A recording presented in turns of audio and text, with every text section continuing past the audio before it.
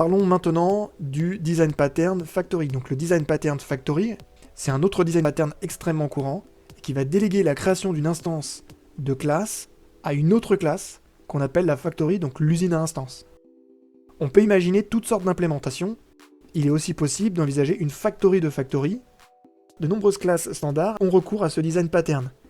C'est le cas des classes de l'API JavaTimes. Cette fois, on ne délègue pas vraiment la création de l'instance à une autre classe, on la délègue à des méthodes statiques de la classe. Donc là, on est plus sur le factory méthode. Un exemple de factory, j'ai une enum qui représente mes types d'objets. J'ai une classe abstraite A qui est dérivée en B et en C.